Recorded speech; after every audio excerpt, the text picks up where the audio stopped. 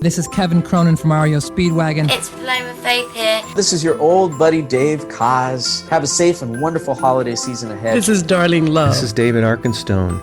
You're listening to The Sounds of Christmas. Podcast. Hi, I'm Ken Kessler, and welcome to the Sounds of Christmas podcast. If you're new to this podcast, I want to start by saying thanks for joining us. If you're not new, welcome back.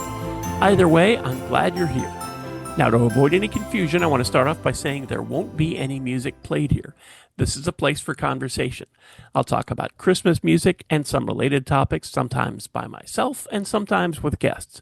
If you're looking for music, just go to soundsofchristmas.com and click on the tree or the player on the front page or on the Listen Now page. We play the best variety of Christmas music all year long. Well, except in October, when we play the best variety of Halloween music. Very excited to have Dan Ashley back with us again. Dan has worked as a leading American television journalist for ABC 7 News in San Francisco, where he has anchored the evening news, let's just say for a while. Hi, Dan. Thanks for coming on. A while. It has been a while. Ken, it's great to see you. It's been over 30 years, if you can believe it. I'm so glad to be back on with you. It's great to see you, my friend. Thank you. One of the things I want to ask you right away, and I'm pretty sure I ask about this all the time, but it's the National Anthem.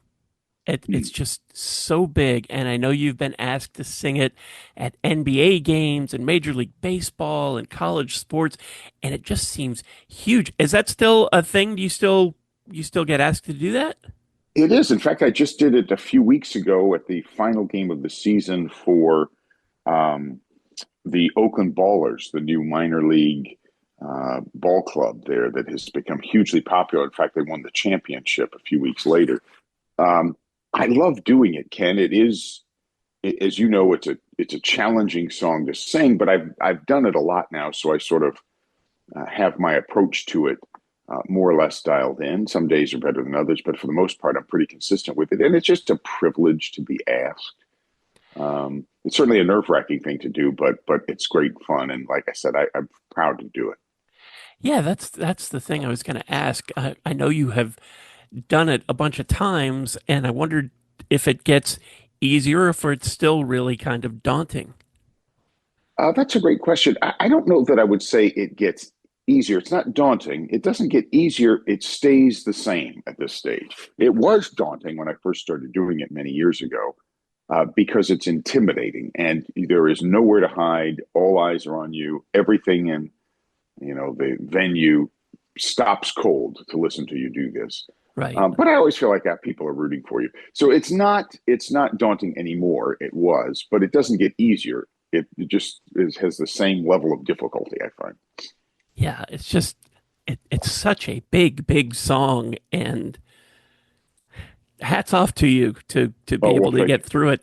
I have sung it in the stands, surrounded by, hundreds or thousands of people. So no big deal for me. And if I'm not paying attention and I get a word wrong, nobody says anything. It's interesting. It's my nerves around it when I do it are now in control for the most part, but my concern was not at first, oh no, if I mess this up, I'll be on YouTube and everybody make fun of me. I thought, if I mess this up, I let the team down, basically. I let this production that I'm a little small cog in during a sporting event. And I just don't want to let, the show they're putting on basically down. So that's the pressure. It's not so much about me messing up and making myself look bad. It's making the whole effort look bad that I worry about. Yeah, I would imagine that there's kind of a lot riding on it. I mean, once you have done it several times, some of that probably lessens, but it's a big song. It's not an easy song, and there's so many people watching, and you're following in the footsteps of giants. It's big. And Now you're making me nervous about it. yeah, but you don't have to sing it tonight, so you'll have long forgotten this next time. No, it's true. It's you are. There are some iconic Whitney Houston springs to mind, iconic renditions Mhm. of the anthem. There are also, if you go to YouTube, plenty of well-known singers who did not so great versions of the Yeah. anthem. So every time I see those, I think, well, I won't do worse than that. So I'm comforted in that. All But right. Well, it's fun. I don't want to. I don't want to be the cause of something going wrong with the next one. So we'll move on from that. It's just, I have tons of respect for you just for being able to do that because it is a great big song. Well, So, thank you. Ken, I talk about it a little bit when I speak to young people and others, because to me what it represents, because it was seemingly a bridge too far when I first started singing, and to me it's a challenge to take on, face your fear, and just don't let anything hold you back from trying to excel. If you don't excel, that's okay. The trying is what really matters in my mind. And giving it your best shot. So to me, it represented a challenge that I wanted to overcome. very well said. That's nice, and it's a great way to think about this. I, I'm not a singer, and a grateful nation thanks me, but I just can't imagine all the things. It's a little bit like, and I hope that this doesn't come across as sacrilegious. It's a little bit like "Oh Holy Night." That's probably one of the biggest Christmas songs, and you got to get it right, and everybody knows it. I know it's true. That is the challenge with songs like that or Silent Night. I've done those before as well, and the anthem is certainly that way. Everyone knows how it's supposed to sound, and but that's the fun of it, Ken, isn't it? Just trying to let me see if I can let's see if I can measure up. You know, and I'll tell you, the first time I did it, and at an NBA game, 20,000 people, and when I sound checked, it was fine. I had a horrible cold that day, unfortunately, but I got through it. The sound check was fine. And what they don't tell you in sound check, the lights are on. When you do it for real, the entire arena goes dark and there's a spotlight on you, and you're just there going, "Oh, say." I mean, that's intimidating. I would think it's both good and bad because with the spotlight on you, you can't see the thousands of people that are there. That's true. It does white out what you see. But it's never for me, it's never the numbers of people. It doesn't matter if there's 10 or 100,000. It's just the environment that you're in that causes you some angst. I've been in public so long that I don't think about that. But I did think about not messing it up for the team here and this production they've put together. Anyway, it's good fun. Yeah. Well, let's move on from that before anybody listening thinks this is just national anthem talk. Nothing against the national anthem. Save your emails. Let's start this time. Usually I save it for the end, but let's start with Christmas music and the new single just out, "Let It Ring." Where did this come from? This is a song. Thank you. I really like this song. I had this song in my head, the chorus, for a couple of years, and I just couldn't quite figure out what melody I thought I liked with it. But I had the part of the chorus done, that "Let it ring, let it ring, let the choir, the children and the choir sing. It's Christmas time," and I just knew it was a big song. But I had envisioned it as when I first thought of the lyric and the melody as more of a fully traditional Christmas song. But I've released a couple of those, and I wanted to do something that was a little more contemporary. So it took me a while to get the melody right, and I finished the lyric, and my wonderful writing partner and friend Bill Bentley and I developed a melody and a sound to the song that was what I was trying to accomplish. And it turned out, sometimes things don't work this way, but it literally turned out exactly like I had heard it in my head, which is fun. Yeah, but I sat on it for a couple of years trying to figure it out. That's always great when it turns out. Actually, I was going to say I've talked to others that it just they couldn't get it to work, and I think that was sort of what happened with a previous song that wasn't working and led you to my favorite time of year. That's right. The song where you and I first met when I released my favorite time of year a few years ago.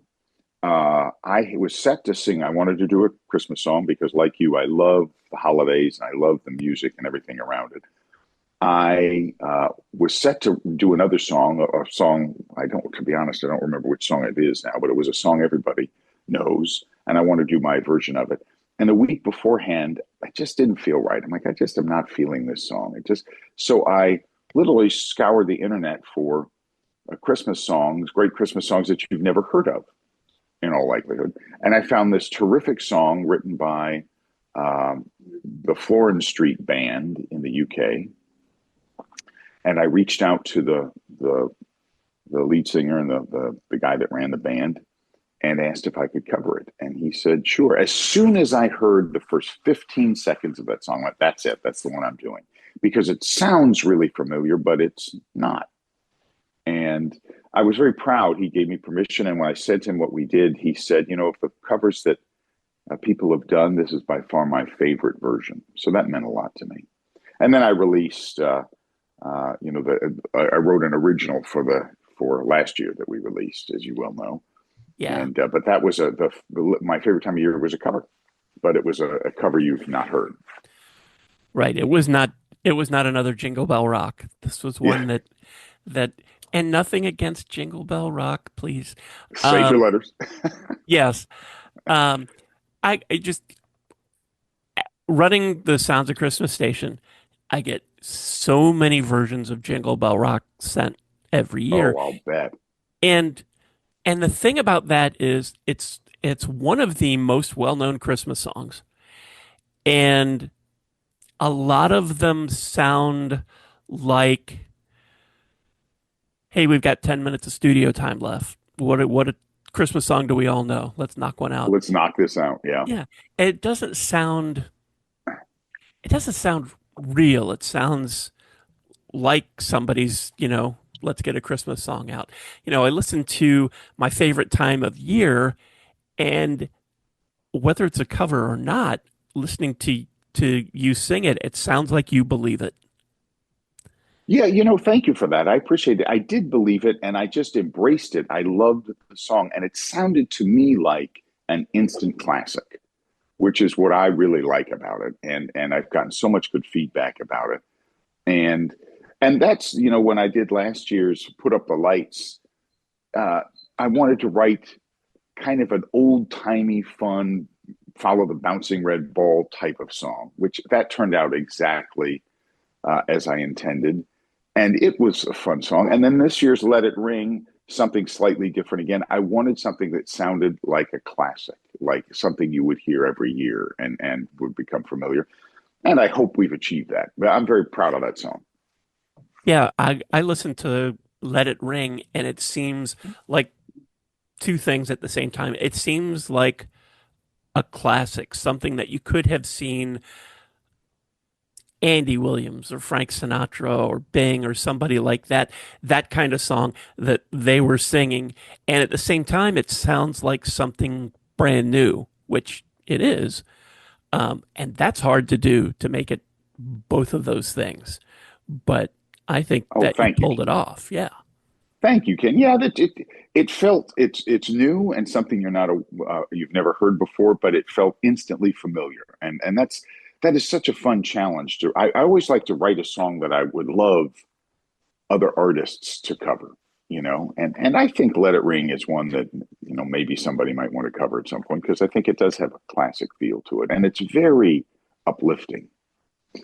Yeah, it definitely is, and I could absolutely see other singers, other bands putting their spin on that. I think that would be great. Oh, thank you.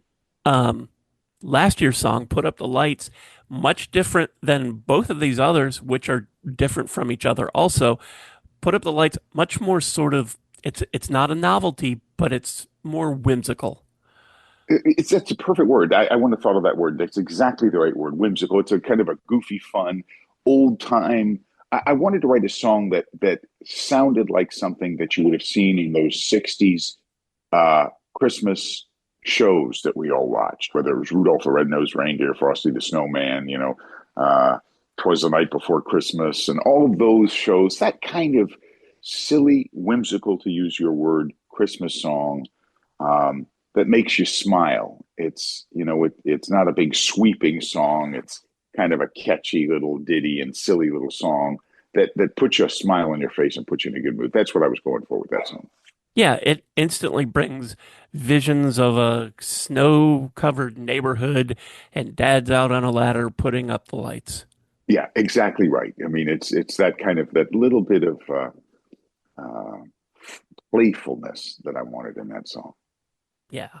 And it's great. Each one of these Christmas songs is as much different than the others, which is also terrific. And one of the things I love about Christmas music is that you're allowed to do that. It doesn't all have to be cookie cutter, same genre.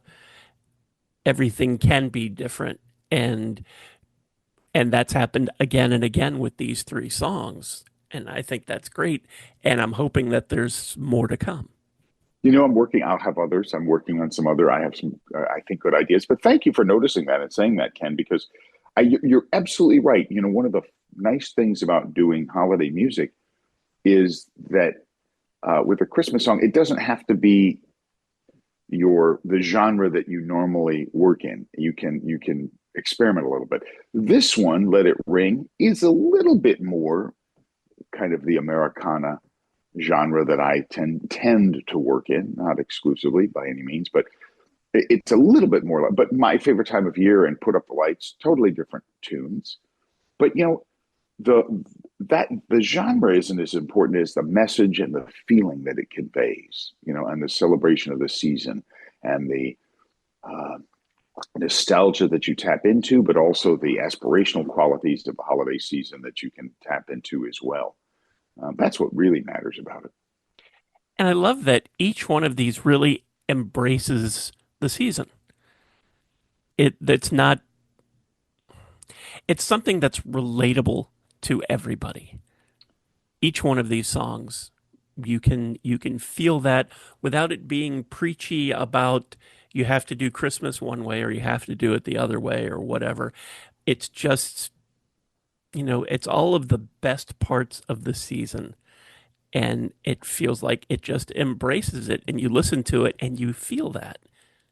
Oh, well, thank you. That's as the title of the first Christmas song I released says, my favorite time of year. It is my favorite time of year. So I want those songs to reflect that.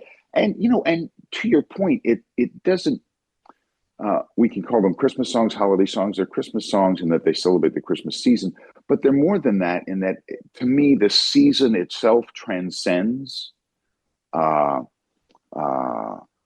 lot of things, and it's a season that everybody can celebrate in many respects. So, it's about goodwill. It's about exchanging gifts. It's about being with family and friends. So these songs, while they specifically reference Christmas, they really are holiday season songs in that sense, in that I think anybody can enjoy that season, regardless of your religious beliefs, your faith, wherever you come from. We can all appreciate the goodness of that season and the meaning of the season beyond just the obvious, And right. I think those songs, just like those old Christmas specials, they celebrate the season as much as anything else. Right. And not a Christmas song at all, but you also just released another single, and the tie-in to the season, I would think, was the spotlight you're shining on the homelessness situation with the song Janet. Ken, thank you for asking about that song. Janet is it is, and that is the tie-in, because this is the time of year when November, I think, is Homeless Awareness Month, and this is the time of year where we often think of those less fortunate in a renewed way. And Janet is a song that I've performed live for 2 or 3 years now, but we've never released.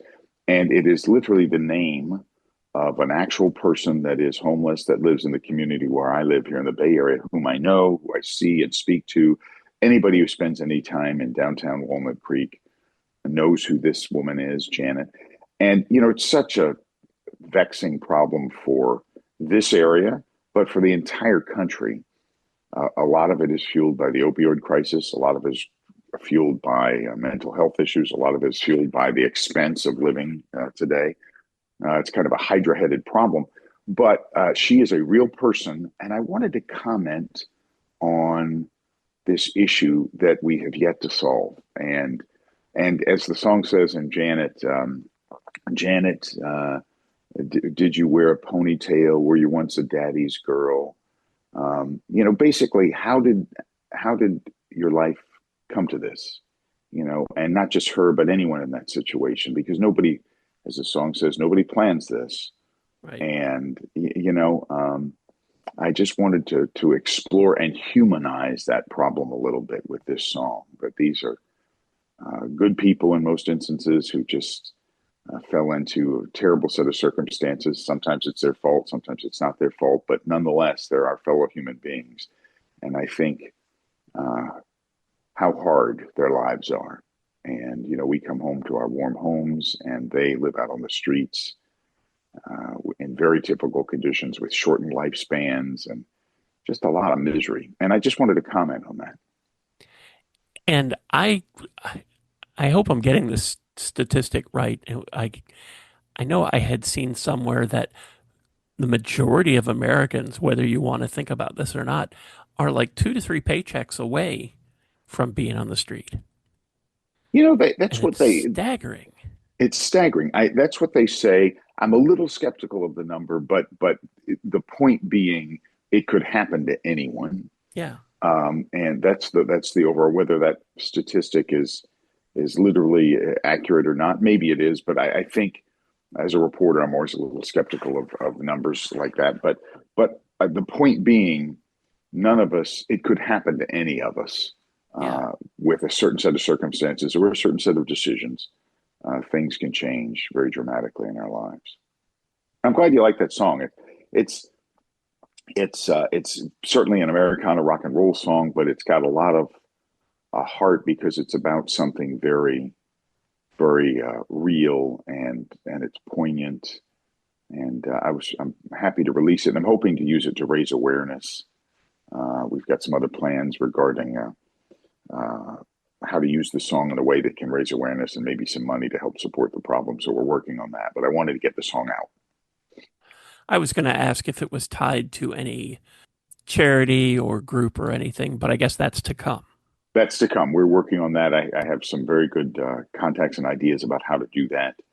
And that's why we wanted to get it out before November, this Homeless Awareness Month, to maybe, capitalize on that timing to make a difference with the song, see if we can raise a little money.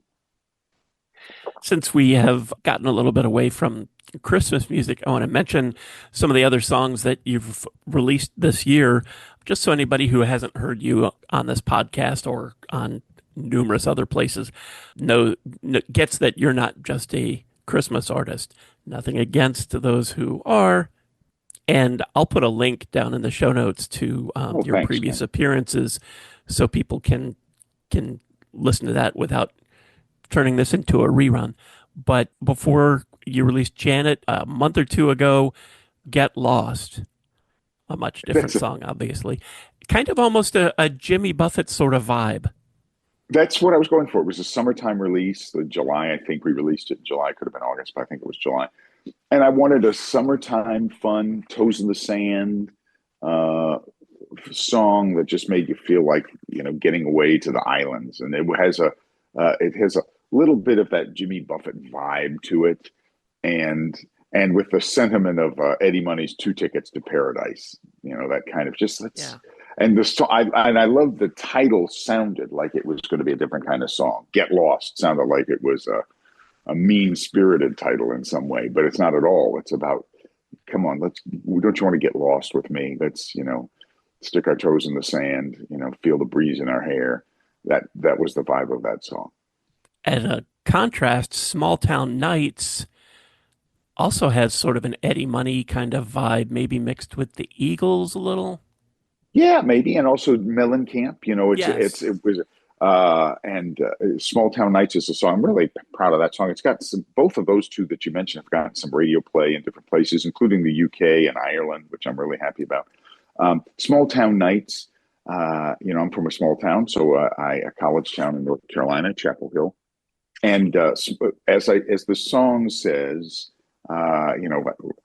drive rolling down Main Street, windows down low, radio blasting, got nowhere to go. And the song is like small town nights are where I belong, living all my life like a John Cougar song. It's one of the lyrics. So it's celebrating small town living, celebrating. It's not just nostalgia, because I didn't want to just look back. I wanted to look forward. It is aspirational in that in this really complicated, fast moving digital age, can I think simple pleasures are more important than ever. And, literally, like as the song talks, driving to the diner or whatever those simple little small town type pleasures, I think are as important now as ever, even in a big city. Just getting away from our technology, getting away from social media a little bit, and just having some good, clean fun, uncomplicated fun. And that's what this song celebrates.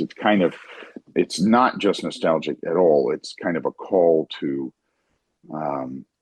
enjoy life in a slowed down way sometimes. So Oh no. outside looking in, the other single around the beginning of the year, I think, much different than both of those. Yeah, it is.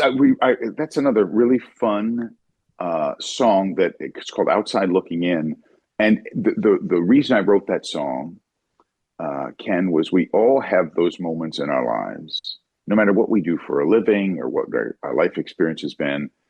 And sometimes it's as an adult, sometimes it's a kid. We've all had those experiences where we feel like we don't fit in, we don't belong. We're on the outside looking in.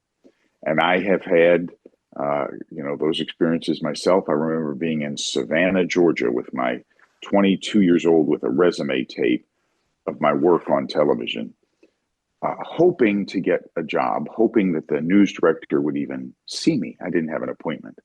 And I was sitting in the lobby and waiting, hoping the news director would see me. And there were I looked up and there were pictures of the anchor team on the wall. And I suddenly had this just rush of insecurity and this sense that, what are you doing? You're making a fool of yourself. You're not someone whose face they put up on the wall of a TV station. This is silly. I felt like I was on the outside looking in. And if you know what, now years later, I am a face they put on the wall of a TV station, because you just have to stick it out and you have to push through those moments. So this is the outside looking in is very much a boy gets the girl story, but it's a boy on the outside looking in. And it's a sweet song and it's catchy, but that's what that's about.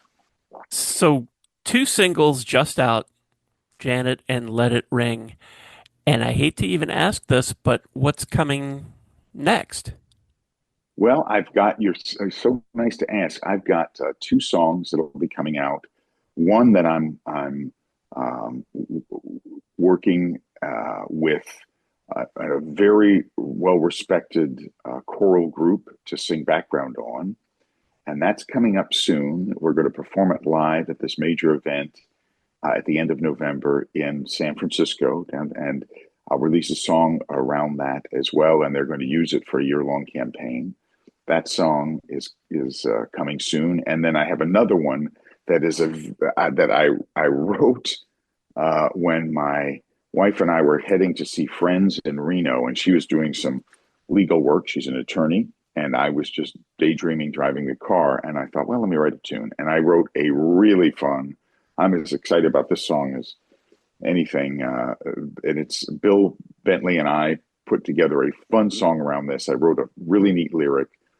And it's kind of a jangly, ragged, Stonesy Americana rock and roll tune with a really fun lyric and very catchy. So that's coming soon. Then I'm sitting on about 15 others that I'm coming as well. I've got a bunch. And you had mentioned some events coming up. I know that in this past year, you were part of the Heart of Silicon Valley Series Fun Children's Network event. Can you talk a little bit about what that was about?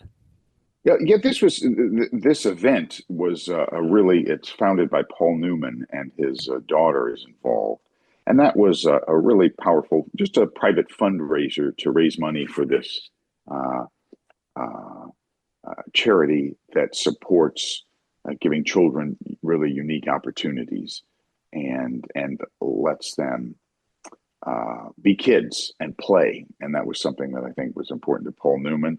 And I've done so many events this past year that have been really, really impactful on me. That have been moving, and it's such a privilege to be asked to do some of these things, and I'm just terribly grateful for it. I was just at an event, and I didn't have any official role other than just to represent the television station, but Brandy Carlisle performed, private party event. She's amazing. Matthew McConaughey is there. Will I Am, I chatted with him, and who was very, very nice. And Rob Lowe, who I didn't get to speak with, but and what a privilege to get to do some of these things and to be in these environments. It's always an education. It's always inspiring, and I'm always deeply grateful for the opportunity to be involved in different things. What's the best way for people to keep up with you? I know that for your shows, you're on Bands in Town. We're on Bands in Town, and the website is danashleymusic.com. We try to keep folks up to date there. You can always see where we're playing, and danashleymusic.com is .com is the website. I'm doing something this year too, which is fun. Libraries have always played an important role as I was a kid, as a place of repose, as a place of reflection, as a place of education. So for fun, a guitarist and I are doing this series of small performances at local libraries, main libraries around in a certain part of the Bay Area. And we've done a series of them, and they're just really well attended and just a lot of fun. It's just a fun acoustic performance. So I've really enjoyed doing that. A great idea. I love libraries. Me too, right? I think that there's a misconception that a lot of people have about what a library is. And there's so much more than just books. Not that books aren't important, but there's so much more available to you at your library. You should, if you don't have one, get a library card from your local library and go by when you have some time and check them out. You'll be amazed at videos and periodicals and just so much. You can access the web there. Of course, they have a lot of books, but it's a place to meet people. It's many of them have little areas you can get a cup of coffee, and I mean, it's a social thing too. And I agree, that is so well said, Ken, and right on the money, because I think they're treasures. And in this digital age, we need to really value these. I think people think of a library as old fashioned. It's not old fashioned at all. It's not old fashioned. And as I tell people when we perform, I'm actually doing one tomorrow. Normally you have to be quiet in the library. We're going to get to make some racket here today by singing and carrying on. So that's the kind of thing you can do, the kind of experience you might have at the library. They have all kinds of programs at many libraries, speaker series, all kinds of things going on. It's not just a place to just shh and read your book, Yeah. And speaking of books, and I know this has to be true in more libraries than just mine, I'm in a small town on the Atlantic side of Florida, adjacent to other small towns. So our library is not a giant multi-level building. It's just a simple one-story thing. But if I go in there looking for something and they don't have it, because so much is digital now, they find out what library does have it and they get it for me. Wow, they'll help you. That's great. Yeah. And that's terrific. And if they can't do that, or it's a new book that they don't have, you can ask them to get it, which helps the authors too. Yeah. Oh, sure. Absolutely. And, the printed word is so valuable, and so there's something. It's a different experience to read it on a page versus a screen, whether Yeah. it's a book, a magazine. And these days, so many newspapers are going away or not offering printed versions. Same with magazines. Remember, you used to go to the grocery store and there'd be a big half an aisle full of magazines. Oh, yeah. I don't. They don't even have them anymore most of the time. You can't even find a magazine at the grocery store. Maybe a few at the checkout counter, but that's it. Yeah. And music. Libraries have music that you can check out. That's true, actually. Sure, It's, that's actually. I remember when in college going to the library to listen to music for a music class I was taking. yeah. It's just, there's just so much. Go check out your local library. And that's the end of my PSA about that. But Dan, what have I missed? What did you wish? Is there anything that you wish I would have asked about? No, you're so kind. You asked about everything, and you've always been so generous with me. I love our conversations. They're always wide ranging, and the impetus is always a Christmas tune that I've released, and we can talk about that. But you're so great at making the conversation broader, just on a wide range of topics. I mean, we literally discussed, the homeless crisis, the importance of libraries. We hit a lot of neat themes today that, one of the things I just so treasure about music is it brings people together. It brought you and I together. It Mhm. brings you and your audience together. And the tie-ins are universal and very wide ranging. And so I appreciate our conversation very much. I always do. We have great conversations. Oh, it is always a pleasure to talk to you. And there's so many things I love about Christmas music, but one of the things that I love about it is that people are starting to get that you can love Christmas music, whether you perform it or whether you are just a fan, and you can have interest in other things, that's okay. Yeah. Because the Sounds of Christmas, this is our 20th season. And Congratulations. thank you. And I do love Christmas music. I love the Beatles and the Stones too. And Sure. and so much music outside of that. And obviously I love my local library, but there's just so much more. I mean, this podcast is about Christmas music and related topics, but I get that everybody is, everybody might love one particular thing, but that doesn't mean that they don't have interests elsewhere.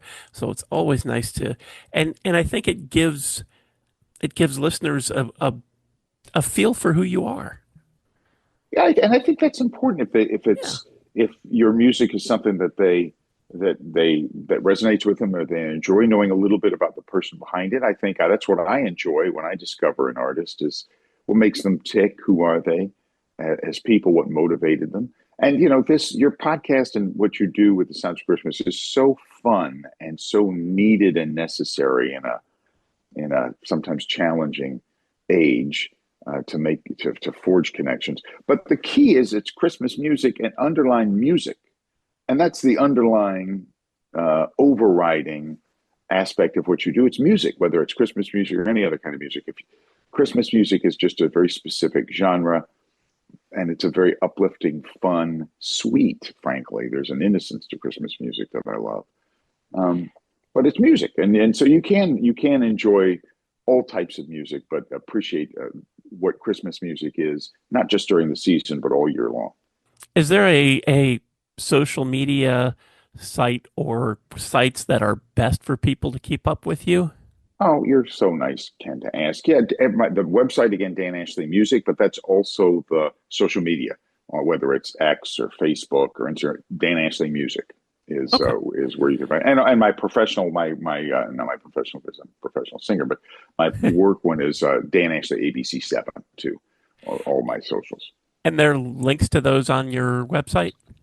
Yes, there Okay. are. Okay, I'll make sure to put the website and bands in town down in the show links as well.